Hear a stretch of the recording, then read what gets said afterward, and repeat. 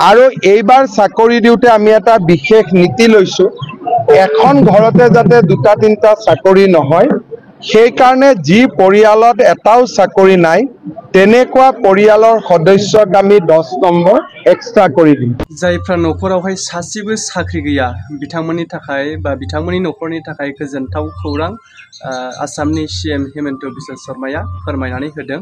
नैबे भिडिअखौ आं दसे उनाव नोंथांमोननि गेजेराव आबुङै होनो थांगासिनो दङ।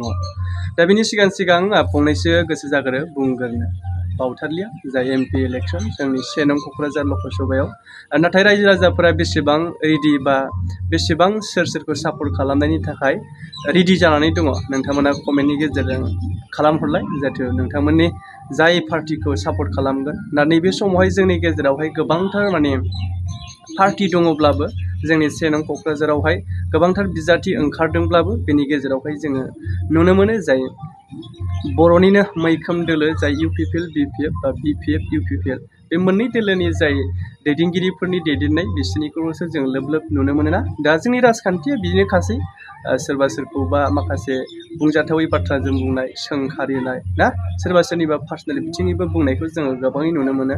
दा राजखान्थियानो बिदिनोखासै बेवहाय सोरबा सोरखौबा बखिनानै बा बुंनानैबो लाब गैया। राजखान्थियाव जाय ओंखारो बिथांमोननि पावारानो बेबादिनोखासै बा स्पिचफोरानो बेबादिनोखासै। दा नैबे थासारियावहाय जायखिजाया जोंनि बर' हारिनिफ्रायनो मोननै पार्टि जाय जोंनि गोख्रों दोलो बिथांमोननिफ्रायनो जिखुनु सासे नङा सासे फैयोब्ला जोबोद गाहाम जागौ बा फैगोनखौ जोङो नुहुरखायो। जेसेबांखि माने नांलाय खमलाय जाया मानो ससियेल मिडियानि गेजेरजों बाथ्रा दान्थेलायबाय थाया मानो जोंनि बर' हिसाबै बिजाथियानो सासे देग्लाय नैबे समावहाय 1 नं क'क्राझार लकसभायाव फैगोनखौ जोङो आन्दाज खालामहरनो हायो।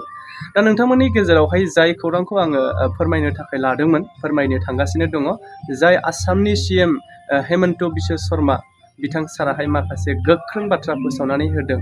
नाथाय नैबे बाथ्रायाहाय राजखान्थिजों प्लास राजखान्थि समावहायसो भट समावहायसो ओंखारनायखाय बा फोसावनायखाय माने गोबाङा साननो हागौ बे बाथ्राया माने राजखान्थिनि थाखाय ओंखारदों बा राजखान्थिनि थाखाय बिथाङा देरहानांगौनि थाखाय बाथ्रा बुंदों। नाथाय एक्सुवेलि नैबे बाथ्रायाहाय भटखौ लानानै बाथ्रा बुंनाय ना बे बाथ्राया सैथो बेखौ जों समनि गेजेराव नुलांगासिनो। जेखिजाया आं बिथांनि जायनाखि बाथ्रा फोसावनाय बेखौ आं फोरमायनोसै माने बिथाङा फोरमायनानै होदों जे फैबाय थानाय समाव जे बिथाङा बुंदों थांनाय समफोराव 1 लाख साख्रि होबाय आसामावहाय नाथाय नैबे समाव फैबाय थानाय समाव होनो थांगासिनो दङ 50,000 साख्रि। दा बेनि गेजेरावहायनो नैबे फैबाय थानाय गोदान साख्रियावहाय जायनि न'खरावहाय सासेबो साख्रि मोननाय गैया जायनि न'खराव सासेबो साख्रि गैया अब्ला बिथांमोननि थाखाय एक्सट्रायै फैबाय थानाय समावहाय माने जाय आनजाद होगोन बै साख्रिनि थाखाय साख्रि ओंखारनायनि थाखाय बा बिथाङा जाय साख्रिखौ फोसावो अब्ला नैबे समावहाय एक्सट्रायै जायनि न'खरावहाय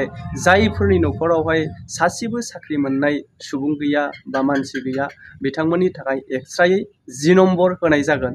नैबेबायदि बाथ्राखौ बिथाङा गोख्रों फोसावनानै होदों। आं भिडिअखौ होनो थांगासिनो दङ नाथाय नैबे समावहाय बिथांनि जानानै आं नैबे भिडिअखौ लाबोआखै हयथ' बिथाङानो सासे आसामनि सीएम हिसाबै साख्रिखौ सोर होयो बिथांमोननि गोहोनि गेजेरजों बा बिथांमोननि दिरुननायनि गेजेरजोंसो फैयो। दा नैबे समावहाय राजखान्थि सम हिसाबै बा भट समखाय बिथाङा प्लास भटजों फोसावनानै होनायाव गोबाङानो माने भट खाथिखायसो बा भटनि समखायसो बे बाथ्राखौ फोसावदों। बे बाथ्राया नंखाय बिथाङा मानसि बोनो थाखायसो बाथ्रा बुंदों। नाथाय नैबे बाथ्राया नंखायबो जानो हागौ बा नंगौबो जानो हागौ बेवहाय आङो डाइरेक्टलि बाथ्राया नंगौ बा नङा नैबेखौ बुंनो थाङा। स्पेसियेलि माने बेवहाय सोरबा सोरखौबा सापर्ट खालामनायनि बाथ्रा नङा। जाय खौराङा गोसारदों बेखौ नोंथांमोननि गेजेराव होबाय। नैबे भिडिअखौ नायलांदो आरो लोगोसे कमेन्ट खालामहर। এই বছৰত 1 লাখ দিয়াটো আমাৰ হৈ গ'ল, 2,000 বাকী আছে। এতিয়া আমি নতুনকৈ 50,000 চাকৰি দিম আৰু এইবাৰ চাকৰি দিওঁতে আমি এটা বিশেষ নীতি লৈছো, এখন ঘৰতে যাতে দুটা তিনিটা চাকৰি নহয়, সেই কাৰণে যি পৰিয়ালত এটাও চাকৰি নাই তেনেকুৱা পৰিয়ালৰ সদস্যক আমি 10 নম্বৰ এক্সট্ৰা কৰি দিম।